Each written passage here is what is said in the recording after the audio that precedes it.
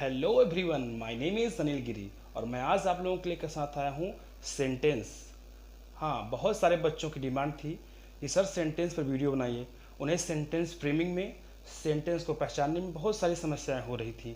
आज उस सभी बच्चों के डिमांड पर मैं आप लोगों के साथ सेंटेंस लेकर के आया हूँ। चलिए देखते हैं सेंटेंस की। आज ये पूर्ण कंप्लीट वीडियो होगा। वीडियो थोड़ा लंबी हो सकती है, मगर आप आश्वस्त रहें कि सेंटेंस से संबंधित बनने वाला किसी प्रकार का क्वेश्चन आपके पास आज से नहीं आएगा। आज सारे डाउट्स आपके क्लियर होने जा रहे हैं। मैं आपको सेंटेंस के रिगार्डिंग डेफिनेशन, स्ट्रक्चर्स, पैटर्न्स और इससे रिलेटेड जो सीबीएसई बोर्ड में क्वेश्चंस बनते हैं रिगार्डिंग ऑफ द वर्ड्स, ये सभी क्वेश्चन मैं आपको कराने वाला हूँ। तो चलिए, without making any delay, let's get started the videos. And one more thing students, if you like my videos, so please like, share, subscribe. If you are firstly watching my videos, यदि आप मेरे video पर आज नए हैं तो please channel को subscribe करें और बेल आइकन को दबाना ना भूलें, ताकि मेरी हर वीडियो आप तक सबसे पहले पहुंचे। तो चलिए, बिना किसी देरी के आज हम सेंटेंस के टॉपिक को कवर करना शुरू करते हैं। तो चलिए, सबसे पहला आप बोर्ड पे देख सकते हैं कि आज का टॉपिक ही है सेंटेंस। तो सबसे पहले हम जानने का प्रयास करते हैं सेंटेंस होता क्या, what is the sentence, sentence किसे कहते हैं। तो आप सभी ने बहुत सारे डेफिनेशन पढ़ा होगा, वो डेफिनेशन सही भी है कि शब्दों का वह समूह जो सार्थक अर्थ को प्रदान करे और उसमें एक सब्जेक्ट और प्रेडिकेट हो, उसे सेंटेंस कहते हैं। तो a group of word which makes a complete sense is called a sentence. शब्दों का वह सार्थक समूह जो अर्थ को प्रदान करता है, उसे सेंटेंस कहते हैं। जैसे I am learning English, Mohan can do it, what are you doing, where are you going, may you live long, come here, go there, what a lovely boy you are. ये तमाम जो बातें मैंने आपके सामने प्रस्तुत किया है, ये सभी सेंटेंस हैं। हमारे मुंह से जो शब्दों का सार्थक समूह निकलता है, वो सेंटेंस ही कहलाता है। जब हम किसी के बारे में प्रश्न करें, कुछ कमेंट पास करें, आर्डर करें, एडवाइस करें, अपने विश को एक्सप्रेस करें, सडन फीलिंग को एक्सप्रेस करते हैं, वो सभी जो वर्ड का ग्रुप होता है, उसे सेंटेंस कहते हैं। ये तो थी सेंटेंस की डेफिनेशन। और अब हम आज पढ़ेंगे, हमारा टॉपिक है काइंड्स ऑफ सेंटेंस और उसके स्ट्रक्चर। तो फर्स्ट जो टाइप है वो है असर्टिव सेंटेंस। तो बोर्ड पे लिखा ही है असर्टिव सेंटेंस। असर्टिव सेंटेंस किसे कहते हैं? Makes a statement. Assertive sentence makes a statement. Assertive sentence statement को व्यक्त करता है, यानी किसी के बारे में हम जो अच्छा, पॉजिटिवली या निगेटिवली कुछ भी बोलते हैं किसी के बारे में, चाहे वो लिविंग ऑब्जेक्ट हो या नॉन लिविंग ऑब्जेक्ट हो, यदि किसी के बारे में हम जो पॉजिटिव रूप में या नेगेटिव रूप में जो भी हम कुछ कहते हैं, वह असर्टिव सेंटेंस होता है।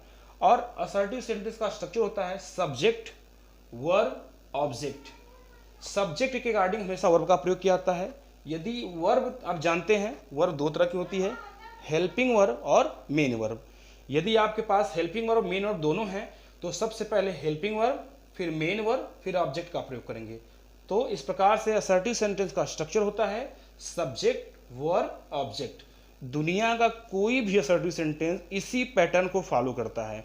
एक्स्ट्रा चीज़ें जो होती हैं सबसे अंतिम में लिखे जाते हैं। कुछ एग्जाम्पल मैंने लिया है। मोहन मेक्स टी, मोहन चाय बनाता है।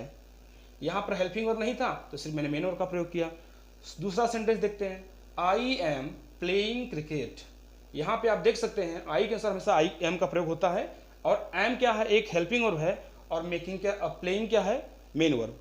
तो हमने सबसे पहले सब्जेक्ट लिखा, फिर हेल्पिंग वर्ब, मेन वर्ब, फिर ऑब्जेक्ट को प्लेस किया है।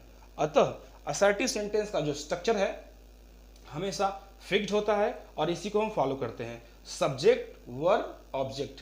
दुनिया का कोई भी असर्टिव सेंटेंस आपको फ्रेम करना है, आपको यही पैटर्न फॉलो करना है। चलिए, अब नेक्स्ट सेंटेंस हम समझते हैं। नेक्स्ट है इंट्रोगेटिव सेंटेंस। आप जानते हैं, अगर आप स्क्रीनशॉट लेना चाहते हैं तो ले सकते हैं। चलिए, उम्मीद करता हूं आपने स्क्रीनशॉट ले लिया होगा। अब आज का नेक्स्ट सेंटेंस हम लेते हैं इंट्रोगेटिव सेंटेंस। आप जानते हैं इंट्रोगेटिव, जो कि नाम से ही पता चलता है कि इंट्रोगेट, यानी ऐसा सेंटेंस जो इंट्रोगेट करता है, प्रश्न पूछता है, उससे इंट्रोगेटिव कहते हैं। आज का हमारा दूसरा सेंटेंस है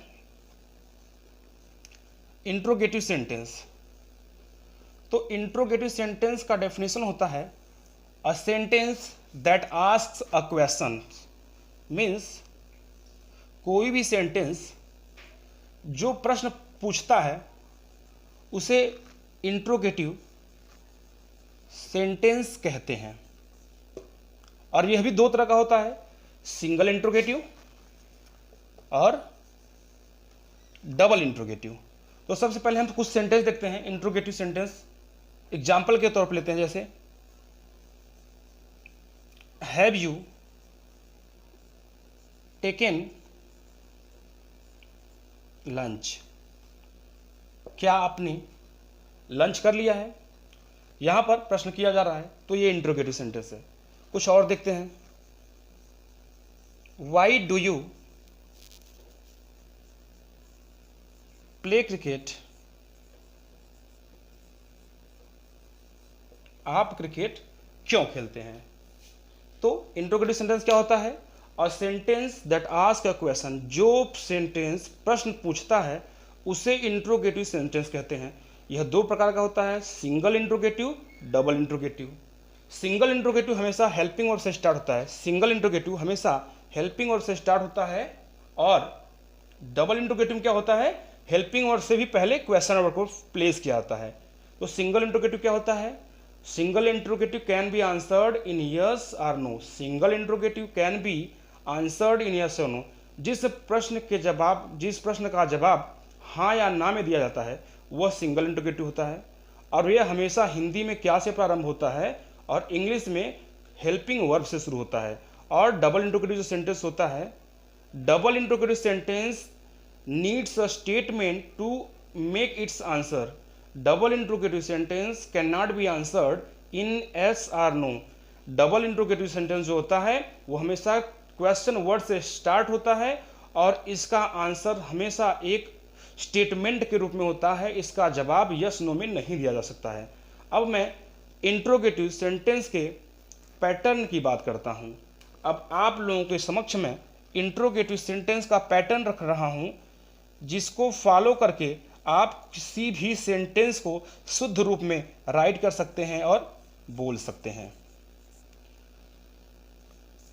इंट्रोगेटिव क्वेश्चन में सेंटेंस में हमेशा क्वेश्चन मार्क कंपलसरी होता है। ये इसे बोलते हैं क्वेश्चन मार्क, इसका होना कंपलसरी होता है।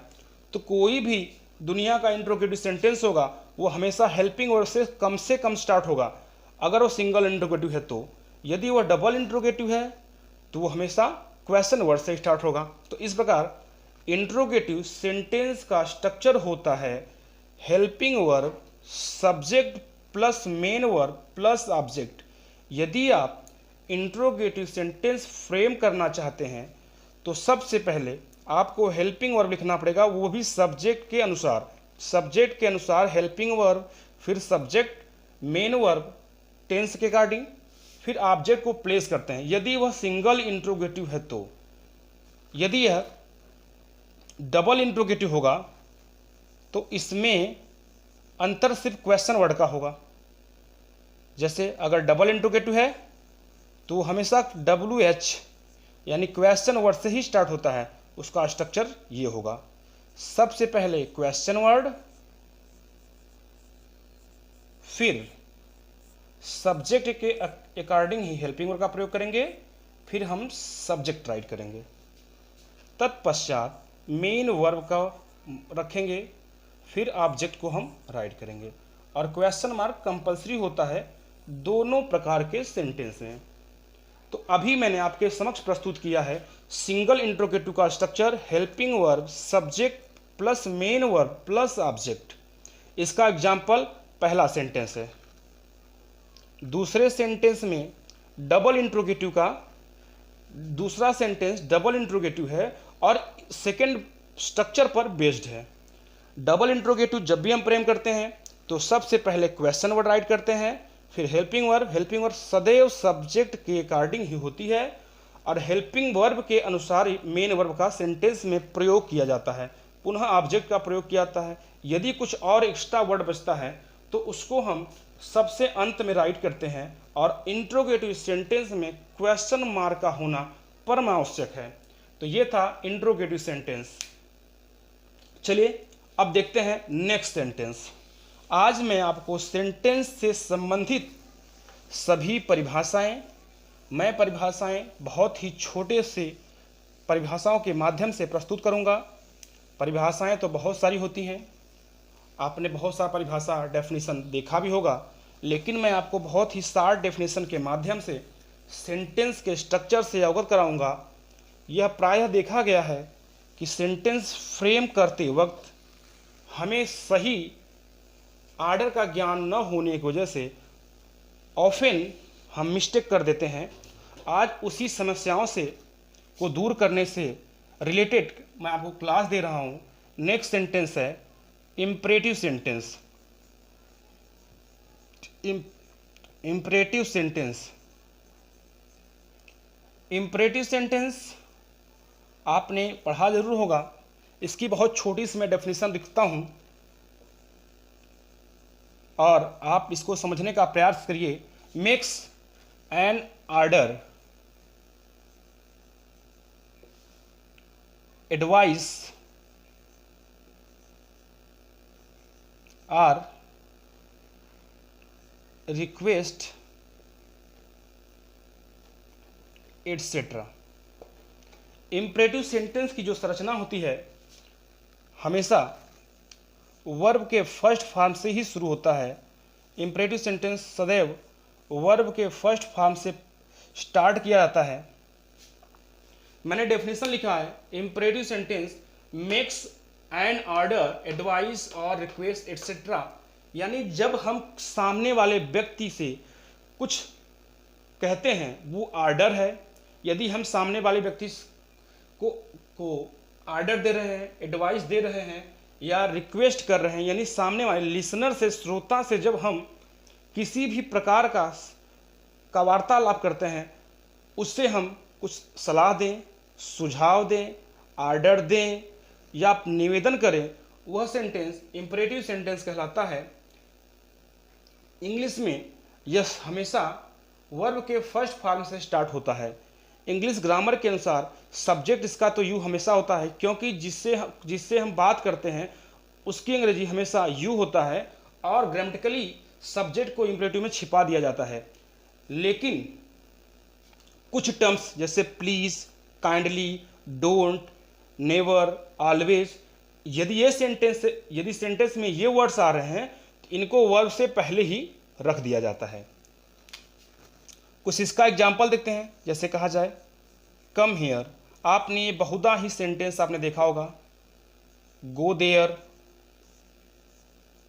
इम्परेटिव सेंटेंस के अंत में भी फुल स्टॉप का ही प्रयोग किया जाता है। हाँ, एक बात इसमें है, यदि आप इम्परेटिव सेंटेंस में आप एड्रेसिंग वर्ड का प्रयोग करना चाहें तो कर सकते हैं। आप एड्रेसिंग वर्ड का मतलब, एड्रेसिंग वर्ड का मतलब किसी को संबोधित करने, किसी को बुलाने के लिए जिस शब्द का हम प्रयोग करते हैं उसे एड्रेसिंग वर्ड कहते हैं। जैसे कहा जाए मोहन यहाँ आओ, तो मैंने यहाँ पे मोहन शब्द कहकर किसी को बुलाया, तो मोहन शब्द संबोधन का शब्द कहलाएगा। इसी को इंग्लिश में एड्रेसिंग वर्ड कहा जाता है। तो यह हमेशा सेंटेंस के प्रारंभ में भी लिखा जा सकता है और बाद में भी लिखा जा सकता है, कामा लगा करके। जैसे मुझे यहाँ पे कहना हो कि मोहन यहाँ आओ, तो मैं यहाँ पे कामा लगाऊंगा, come here Mohan, full stop. इसको हम प्रारंभ में लिख सकते हैं, लेकिन बेहतर ये होता है कि एड्रेसिंग वर्ड को लिखते वक्त बाद में ही लिखा जाए। आप गलत दोनों नहीं, गलत कोई भी नहीं है, आप इस एड्रेसिंग वर्ड को प्रारंभ में भी राइट कर सकते हैं। यदि सब्जेक्ट में यू आप दिखाना चाहते हैं, आप या तुम प्रस्तुत करना ही चाहते हैं, तो यू को प्रारंभ में भी लिखा जा सकता है, लेकिन अच्छा यही होता है कि यू का प्रयोग ना किया जाए। तो ये था इम्परेटिव सेंटेंस और इम्परेटिव सेंटेंस का स्ट्रक्चर। और आप जानते हैं यदि इम्परेटिव सेंटेंस में नेगेटिव सेंटेंस फ्रेम करना है तो उसके लिए स्ट्रक्चर होता है नेगेटिव से। ये तो अफर्मेटिव था इम्परेटिव सेंटेंस का। यदि आप नेगेटिव सेंटेंस फ्रेम करना चाहते हैं तो स्टार्टिंग में ही आपको लगाना पड़ेगा डू नॉट या डोंट भी आप राइट कर सकते हैं, और फिर वर्ब का फर्स्ट फॉर्म प्लस ऑब्जेक्ट, ये फॉर्मेट होगा। जैसे डू नॉट प्ले हियर, यहाँ मत खेलिए, डोंट प्ले हियर, ऐसे भी आप बोल सकते हैं। जैसे कहा जाए डू नॉट के स्थान पे आप डोंट का भी प्रयोग कर सकते हैं, डोंट रन आउटसाइड। तो इम्परेटिव सेंटेंस का definition, makes an order, advice और request, structure for affirmative sentence, verb in first form plus object.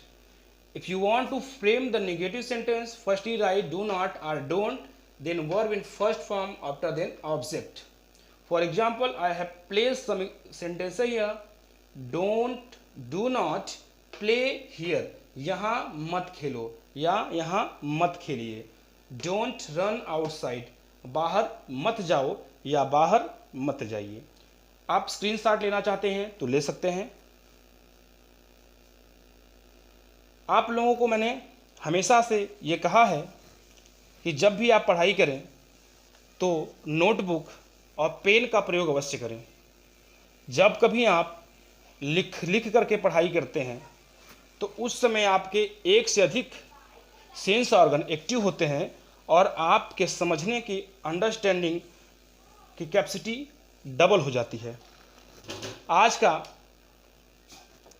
Next sentence यानी फोर्थ सेंटेंस है ऑप्टेटिव सेंटेंस।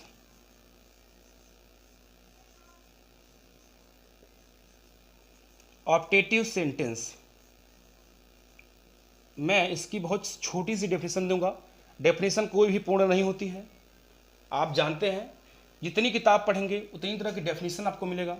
मैं भी एक छोटी सी डेफिनेशन देने का प्रयास करता हूं। It expresses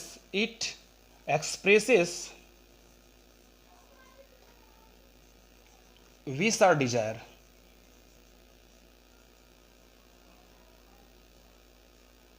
यह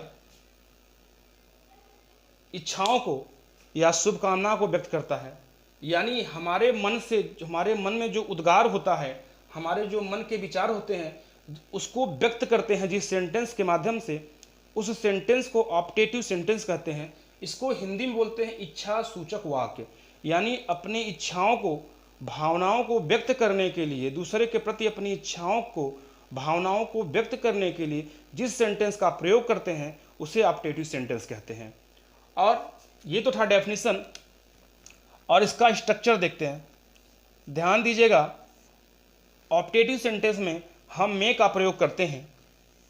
सिर्फ एक ही पंक्चुएशन के अंतर से सेंटेंस का फॉर्मेट बदल जाता है, इसलिए आप इसमें थोड़ा ध्यान रखिएगा कि ये सेंटेंस हमेशा मे से स्टार्ट होता है, और इसमें भी सब्जेक्ट मे plus subject, verb plus object या अदर, और अंत में इसके मार्क्स ऑफ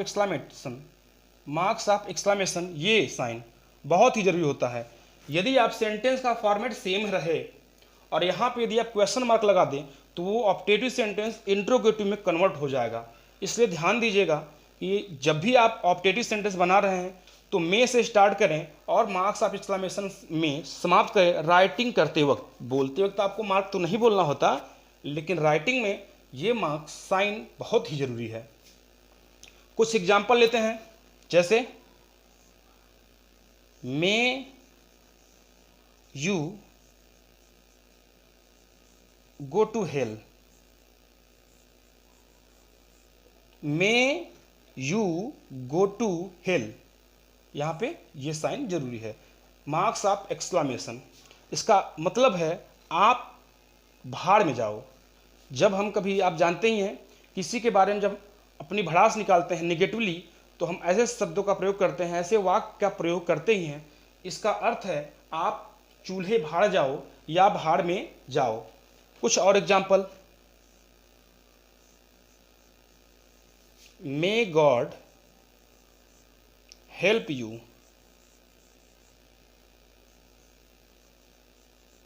भगवान आपकी मदद करें। कुछ और example, may you live long,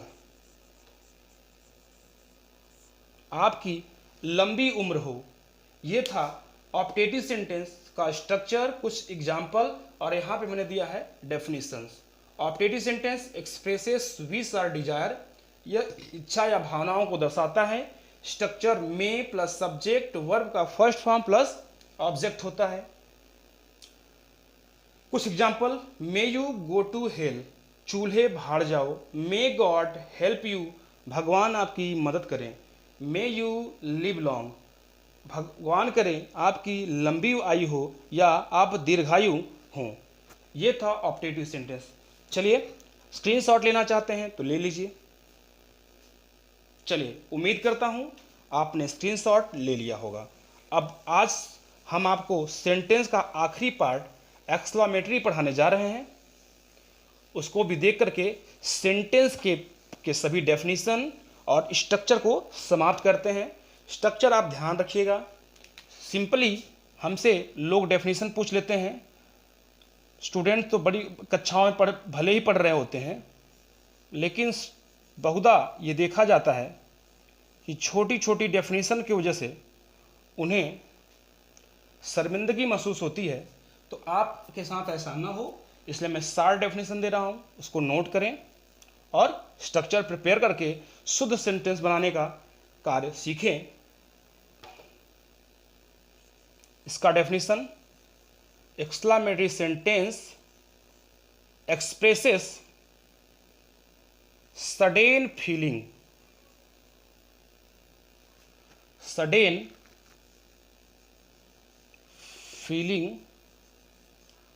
of heart. Exclamatory sentence जो होता है, हृदय में अचानक किसी कारणवश हमारे मन में, विचार में, हृदय में जो अचानक उद्गार या विचार उत्पन्न होता है, तो जब उसको हम सेंटेंस के माध्यम से व्यक्त करते हैं तो उसे एक्सक्लामेटरी सेंटेंस कहते हैं। अंग्रेजी में डेफिनेशन इसकी होगी, exclamatory sentence expresses सडेन feeling of heart. इसका स्ट्रक्चर, इसके कई स्ट्रक्चर्स होते हैं। आपको मैं 2-3 स्ट्रक्चर बता देता हूं। पहला है how plus adjective plus subject plus verb, और ये साइन, एक्सक्लामेशन साइन कंपलसरी है। एक्सक्लामेटरी सेंटेंस में वर्ब हमेशा सब्जेक्ट के बाद लिखा जाता है। पैटर्न दूसरा है what plus noun plus subject plus verb, marks of exclamation, ये साइन कंपलसरी है। Structure third, what plus adjective noun plus subject plus verb plus marks of exclamation. Structure fourth, कोई इंटरजेक्शन वर्ड लिखते हैं हम, interjection के साथ ही यहाँ पे साइन एक्सक्लामेशन का लग जाता है, प्लस एनी सेंटेंस, यहाँ पर कोई भी प्रकार का सेंटेंस लिखा जा सकता है। सबका मैं आपको एक एक एग्जांपल देता हूँ। How plus adjective plus subject plus verb, जैसे हाउ गुड यू आर, आप कितने अच्छे हो। जब सेंटेंस को हम कहते हैं आप कितने अच्छे हो, जब ये सडेन हम बोलते हैं तो वह एक्सक्लामेटिव हो जाता है। लेकिन अगर सेंटेंस के को भाव को बदल दिया जाए, कहने के तरीके को बदल दिया जाए, तो सेंटेंस ही बदल जाएगा। जैसे कहा जाए आप कितने अच्छे हो, यदि मैं ऐसे बोलता हूं तो कहने का तात्पर्य है कि मैं आपसे प्रश्न कुछ पूछ रहा हूं। यदि मैं ऐसे ही कहूं आप कितने अच्छे हो, मुझे मालूम है, तब यहां अर्थ ही बदल गया। आप देख सकते हैं यहां आप कितने अच्छे हो का सेंस ये है कि आप अच्छे नहीं हो। लेकिन जब मैं कहता हूं आप कितने अच्छे हो, जब मैं सडन एक्सप्रेशन देता हूं तो वो एक्सक्लामेटरी सेंटेंस हो जाता है। जैसे how sweet you are, how bad he is. Word plus noun का एग्जाम्पल दीजिए, देखिए।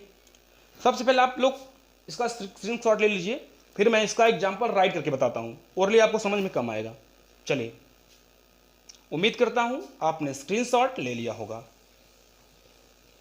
अब मैं बारी बारी से सभी स्ट्रक्चर का एग्जाम्पल प्रस्तुत करता हूँ, आप लोग देखिए। How sweet you are, last में एक्सक्लेमेशन साइन।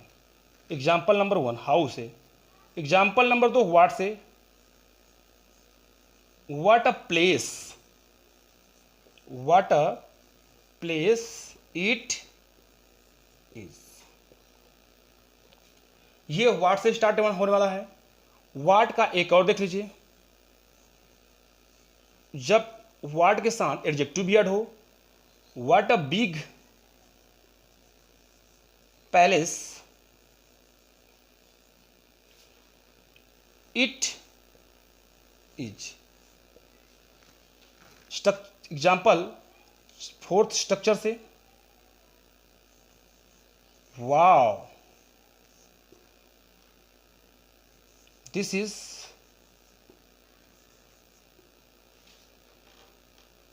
So tasty.